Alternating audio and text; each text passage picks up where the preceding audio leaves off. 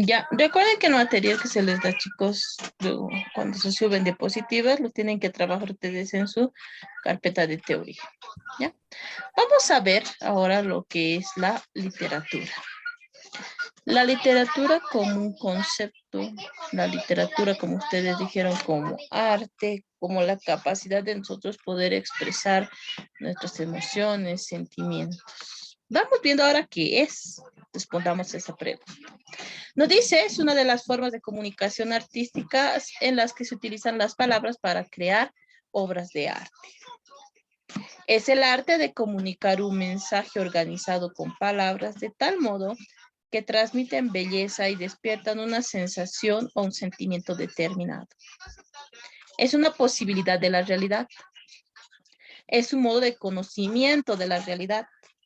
Es una forma de lenguaje. Es un estilo de vida. Podemos decir que la literatura es un modo de trascendencia. Ahora veamos el porqué. Como ustedes dicen, es una forma de comunicar arte. ¿Por qué? ¿Por qué arte? Porque miren, nosotros creamos obras que muchas veces pueden llegar a cambiar vidas, a causar impresiones, a causar, qué sé yo, cambios. ¿Ya? ¿El arte qué es?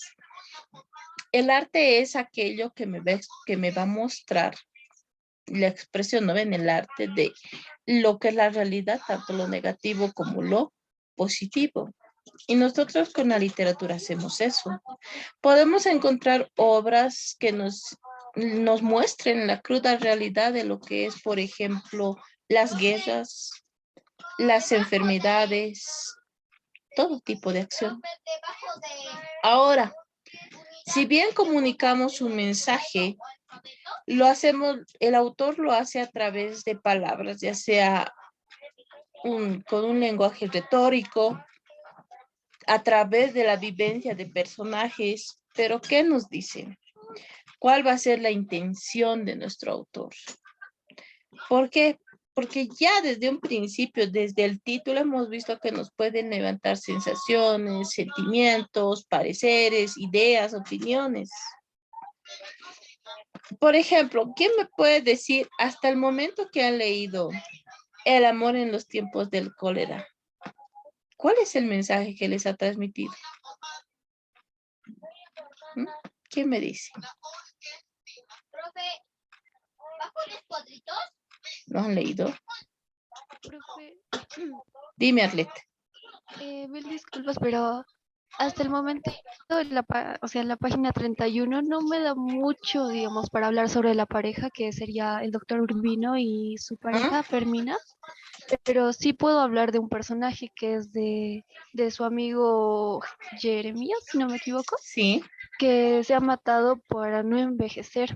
Y, o sea, ¿Ah? ese sentimiento de miedo que tuvo hacia la vejez. Ya, miren, hasta ahorita, claro, la intención del libro no nos dice mucho sobre los personajes que creo van a formar parte de nuestra historia, ¿no ven? La pareja mucho no nos ha dicho, pero sí ya nos ha lanzado temas como el miedo a la vejez. ¿Ustedes creen que se debería tener miedo a la vejez? ¿Mm? Sí, Yo, no. yo A ver, creo que, yo creo que uno sí se podrá tener, que se podría tener miedo porque se acerca una fase que no nos gustaría tener, que es la muerte. ya, pero directamente tú estás viendo como el punto final, ¿no ve? El punto final, ya la muerte. Pero yo te digo al hecho de la vejez, al hecho de que hoy día te ves lozano y mañana quizás no, mañana ya nos veamos más arrugaditos, con menos fuerza, menos energía, no sé. ¿Ustedes le tendrían miedo a la vejez? No, profe, porque esas arruguitas o lo que pasa cuando envejeces, yo creo que es una señal de sabiduría o bueno, que has vivido momentos buenos o malos. Ya. Miren, por eso nos dice, es una posibilidad de la realidad. Cada autor va a tener diferentes puntos de vista sobre diferentes temas y los van a transponer en la vida de los personajes a los que ellos crean.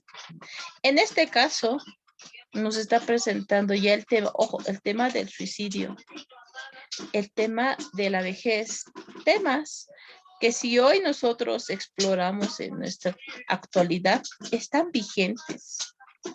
¿Por qué? Hoy en día jóvenes con muy corta edad deciden quitarse la vida. Hoy personas, mujeres, varones e incluso que se someten a cirugías plásticas, ¿para qué? Para luchar contra la edad. Esa edad que te dice, aquí estoy. Y es por eso que ustedes se han debido dar cuenta que a muchas personas hoy les molesta responder la edad que tienen. ¿No ven? ¿Cuántos años tienes? Muchas veces solemos escuchar. Y no pueden responder directamente diciendo 30, 40, 20, no sé. Rápidamente contestan con otra pregunta. ¿Tú cuántos crees que tenga? ¿Me entiendes? Como para decir, ¿cuántos años creo yo aspirar a que tú me ves? Por eso nos dices una posibilidad de la realidad.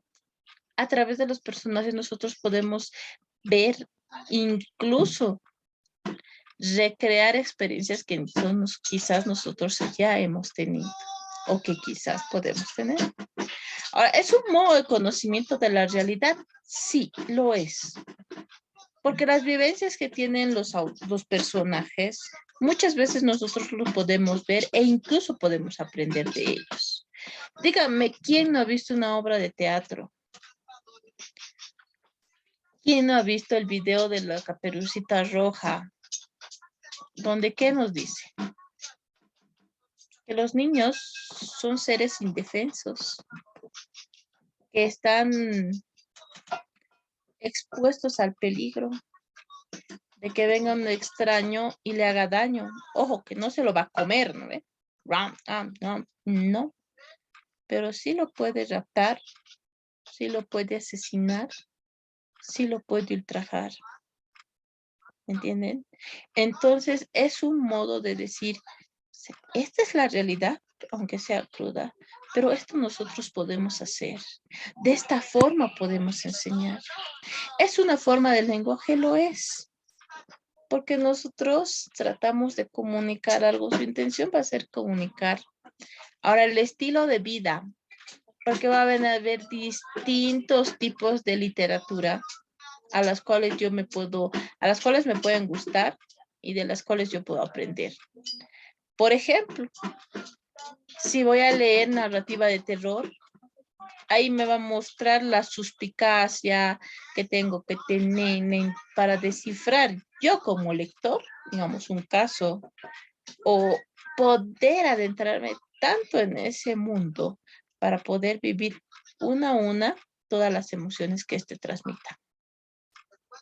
Quizás incluso puedo adoptar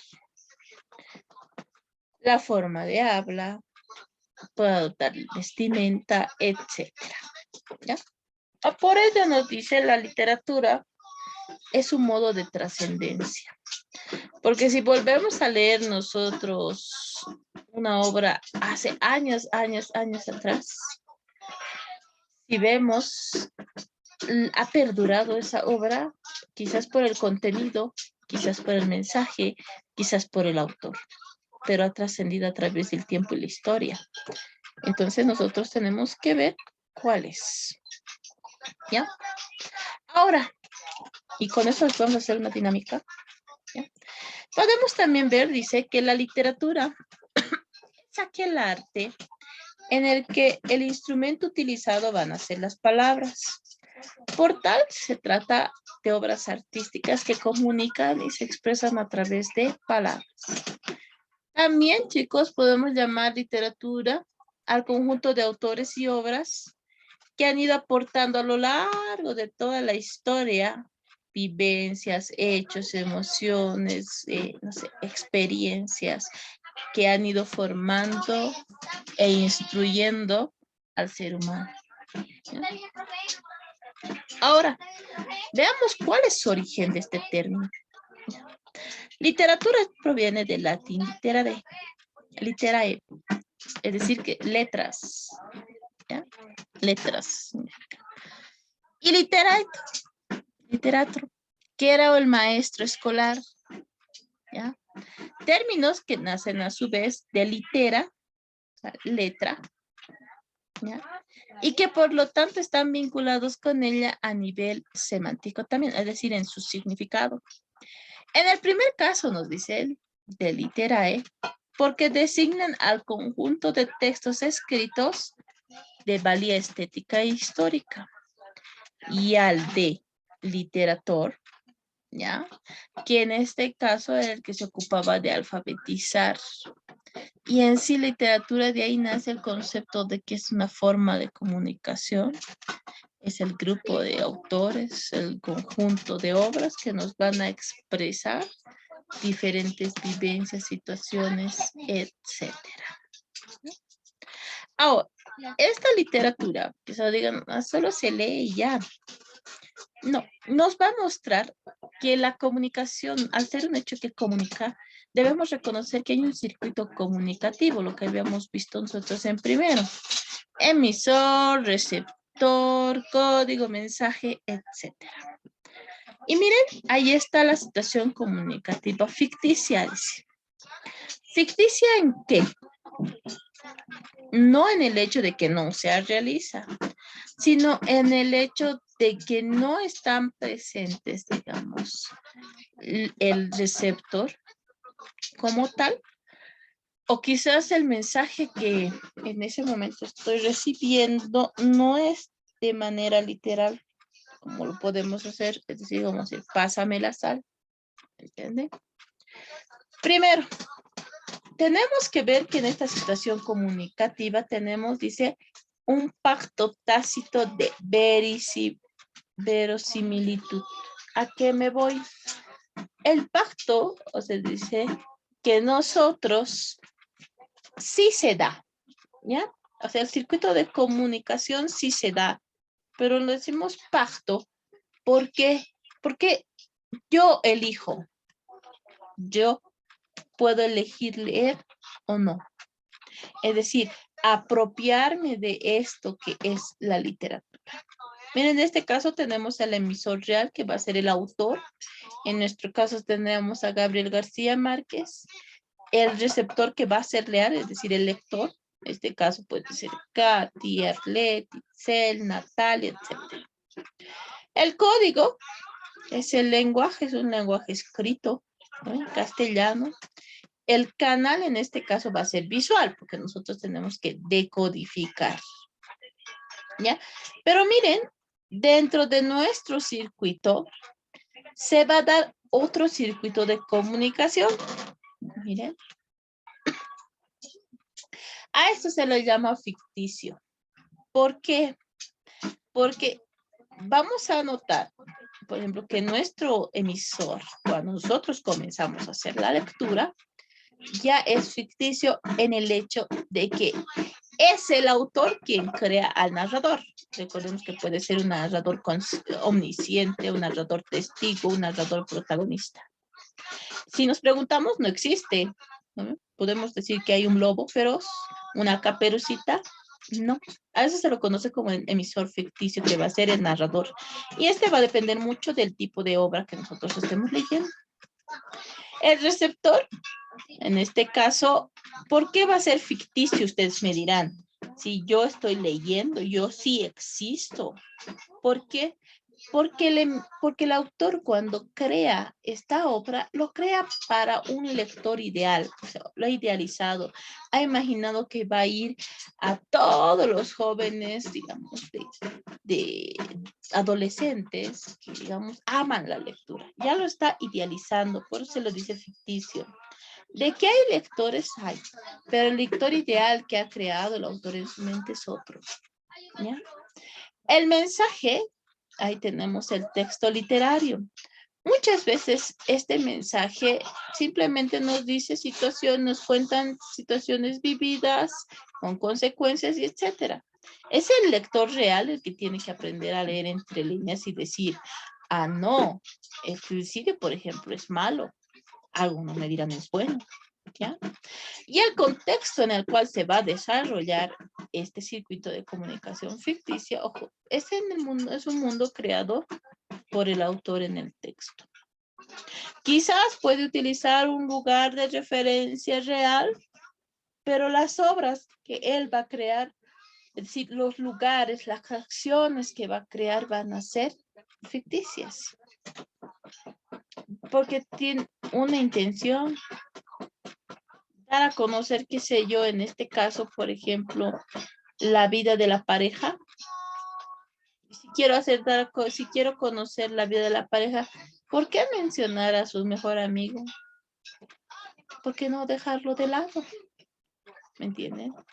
A eso se dice como pacto tácito de verosimilitud. O sea, yo como lector real, un autor real, nos sumergimos en un circuito de comunicación ficticia, donde existe un lector ideal que comprende todo, el narrador que va a ser uno de los personajes creados bajo un mundo creado, pero con un mensaje literal, que muchas veces el lector real es el que debe aprender a descubrir qué significa, qué es, qué aporte da a la sociedad. ¿Listo? ¿Se ha entendido esta parte?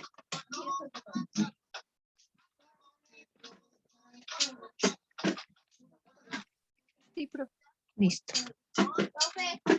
No sé, creo que tengo solo atletas. Ahora veamos las características.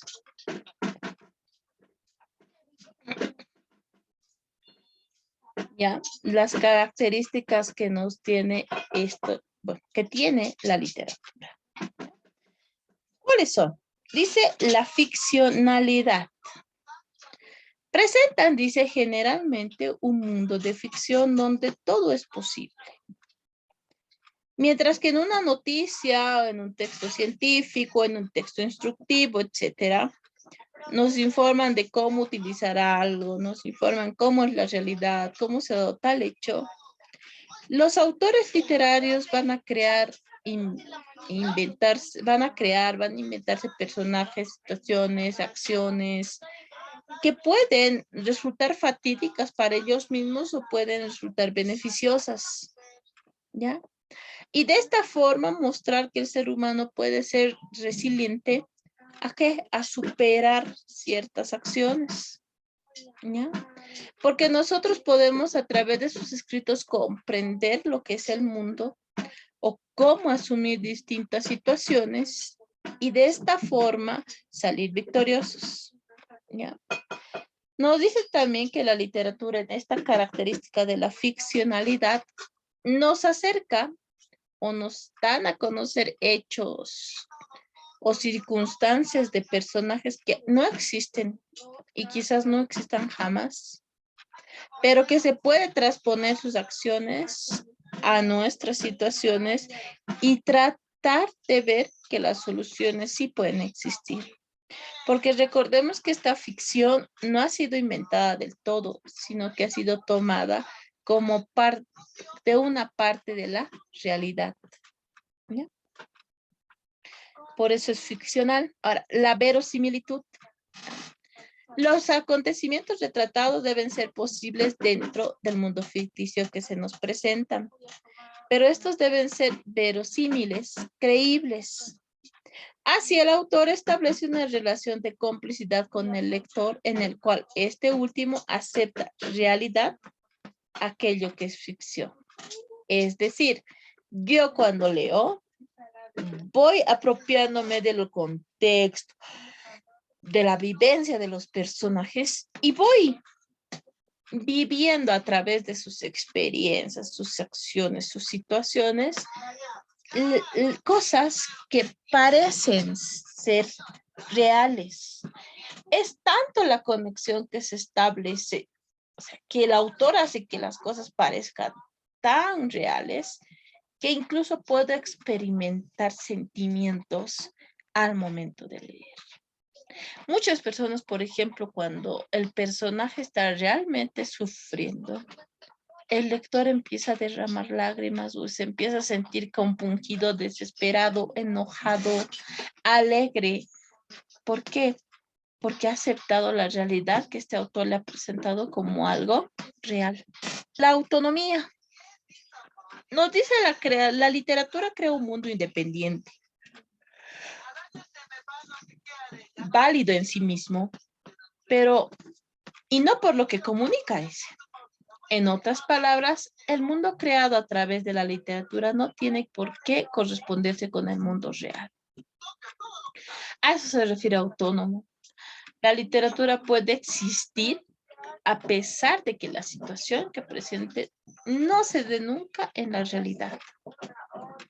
Por ejemplo, en el libro de Cuando en Cuando Saturnina, por ejemplo, nuestro personaje principal, que va a ser Saturnina, era pues una mujer de pollera que formaba parte de la NASA boliviana. ¿Ya? Y bueno, las descripciones que nos da sobre su vestimenta, y todos han visto una mujer de pollera, pero esa vestimenta se mantenía en su traje espacial. Y bueno, ellos viajan en el tiempo, luchan, se reivindican. Quizás si nosotros transponemos esas ideas acá, nunca se dé. Quizás nunca podamos ver una mujer de pollera subiéndose a una nave espacial así con pollera y todo, ¿no? Porque no es característico quizás o porque no es un traje especializado para ir a esas expediciones. Pero miren, hay una autonomía total, total. Además que un texto nos puede mostrar una parcela de una ciudad, una localidad, un país, un modo de vivencia, que quizás acá no se dé. Es autónomo y es por eso que quizás solo esa obra sirva dentro de la región y no si la llevamos a otro lado. Por ejemplo, Periférica Boulevard, que es una obra nacional, nos va a mostrar cómo es la vida del AMPA, ¿ya? Y quizás si lo transponemos lo podemos llevar a otro país. Quizás lo valoren porque van a conocer una parte de nosotros, pero quizás eso nunca se dé allá o se dé de otra forma. Y no se utilice la misma jerga, ¿ya? Ahora veamos lo que son las funciones de la literatura. ¿Ya? ¿Qué nos dice? La literatura, como cualquier otro arte, cumple funciones que no son exclusivas de ella, porque el lenguaje por medio del cual se expresa tiene las mismas características del habla cotidiana. A lo largo de la historia se le han adjudicado a la literatura papeles o funciones que debe cumplir frente a los seres humanos. De todas las funciones que se les ha adjudicado, hay 3 que deseamos que entiendas de modo particular. Ahora veamos cuáles son. La evasión, la catarsis y el compromiso. Hay otras funciones que vamos a ver que también cumple la literatura, pero estas 3 son las que más van a resaltar. ¿Por qué? Veamos. En cuanto a evasión, dice, sus defensores estiman que la literatura sirve para quien lee o evada momentáneamente los problemas de la vida cotidiana. Significa la fuga del yo ante la circunstancia de la vida y el mundo. La evasión es como una tentativa de cuidarse, apartarse. En síntesis, esto es marginarse uno mismo, aunque se oiga mal, es apartarse del mundo. Lo cual es peligroso porque puede hacernos olvidar una realidad que es necesario enfrentar y no olvidar, como por ejemplo un problema. Pero mire, la capacidad que tiene la literatura de evasión es dispergar nuestro pensamiento en lo que nos esté pasando y adentrarnos en las vivencias de los personajes. Vivir su momento. ¿No ve? Muchas veces, por ejemplo, cuando uno lee, se desconecta y se sumerge a un mundo ficticio. Un mundo que quizás donde esa persona se siente libre, libre de poder sentir, enojarse y sin tener que estar escuchando sus juzgamientos o demás. Pero también existe el punto en que dice, nos podemos olvidar de la realidad y creer que solo leyendo podemos vivir felices, ¿ya? Es por eso que este punto de evasión, ¿a qué sirve? Muchas veces dice, nos sirve o se ha trabajado con los adolescentes en el hecho de que aprendan a gestionar las emociones. Por ejemplo, si estoy sumamente enojado y ese enojo no me va a llevar a nada bueno, quizás ahí puedo leer. ¿Para qué? Para calmar y poder ver las cosas con más claridad. ¿Listo? A eso se refiere con la evasión, al hecho de poder alejarte de aquello que te aqueja por un momento para que puedas encontrar la tranquilidad y puedas poder elegir con la cabeza más fría, como se dice, ¿ya? Ahora, la segunda función va a ser la catarsis. ¿A qué me voy? Dice, sus partidarios afirman que el papel de la literatura es servir como un lavado interior de pensamientos y emociones, tanto para quien escribe como para quien lo lee. El papel de la literatura es sacar fuera de sí las emociones, pensamientos y escribirlos. La literatura sirve como lavado interior de pensamientos y emociones. Ojo, no debemos confundir la catarsis con la evasión. La evasión, que es tan tentativa de eludir nuestros problemas, más la catarsis es enfrentarse al problema y asumir el dolor con valentía. Entonces, ¿qué es catarsis? Catarsis simplemente va a ser sacar mis emociones, mis pensamientos y poderlas escribir para liberarme de lo que quisiera decir y no puedo. Ojo, cuando yo soy autor. Pero ¿cuál es la catarsis cuando yo soy lector? La catarsis cuando yo soy lector se da, ojo, en el momento que si yo estoy leyendo un personaje que es adolescente y este personaje sufra, yo pueda sacar esas emociones, ¿no? Yo pueda llorar, sufrir con el personaje. ¿Por qué? Porque quizás cuando yo cumplo el papel de yo, no lo puedo hacer. ¿Por qué?